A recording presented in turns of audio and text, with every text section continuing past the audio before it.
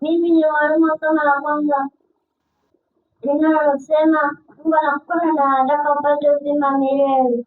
Pointi ya kwanza, Mungu anakupenda. Yohana 3:16 naye nasema, kwa maana jinsi Mungu alipenda ulimwengu hata akamtoa mwanawe wa pekee kila mtu akamwamini asipotee bali na uzima milele.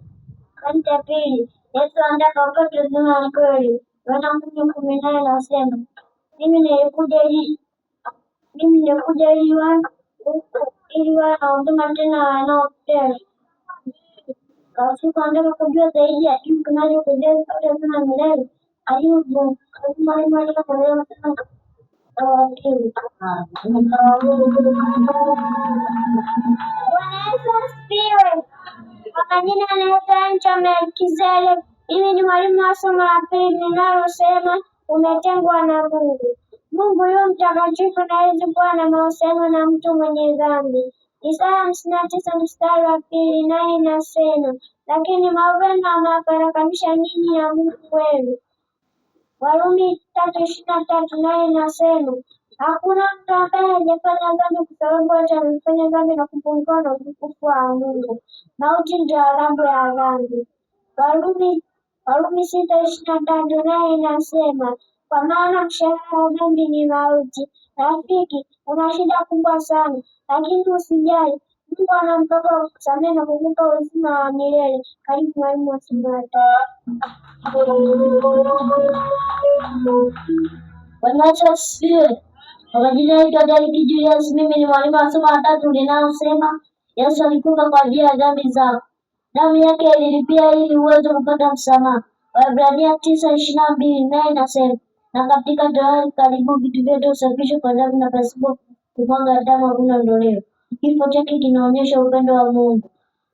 Warumi 5:8 nayo inasema, bali Mungu aonyesha pendo lake yeye mwenyewe kwetu sisi, Kristo alikufa kwa ajili ya dhambi zetu tulipokuwa tungali wenye dhambi. Yesu alishinda mauti akafufuka siku ya tatu. Wakorintho wa kwanza 15:3 naye inasema, Kristo alikufa kwa ajili ya dhambi zetu, alizikwa na yakuwa alifufuka siku ya tatu. Mungu alifanya haya yote ili uweze kupata msamaha wa dhambi na uzima milele.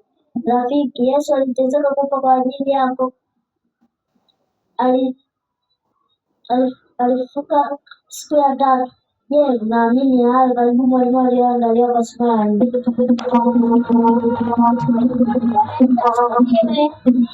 Kwa majina naitwa Ariana Victor Mponda. Mimi ni mwalimu wa somo la 4 nalosema Yesu ndiye njia ya pekee na mpata uzima wa milele. Yesu ni nani? Yesu ndiye mwana wa Mungu na mwokozi wa ulimwengu. Mathayo 3:17 naye nasema, natazama sauti kutoka mbinguni ikasema, huyu ni mwanangu mpendwa wangu ninayependezwa naye. Yohana 14:6 naye inasema, mimi ndimi njia na ukweli na uzima, mtu haji kwa Baba ila kwa njia ya mimi. Pointi ya pili, huwezi kuyategemea matendo yako. Tito 3:5 si kwa sababu ya matendo ya haki tuliyoyatenda sisi, bali kwa rehema yake. Rafiki, unataka kumtegemea Yesu kwa njia ya imani ili upate uzima wa milele? Karibu mwalimu anayefuata. Bwana Yesu asifiwe. Kwa majina naitwa Betton Ruben. Mimi ni mwalimu wa somo la 4 anayosema Yesu ndiye njia ya pekee ya kupata uzima wa milele. Pointi ya kwanza, Yesu ni nani? Yesu ndiye mwana wa Mungu na mkombozi wa ulimwengu.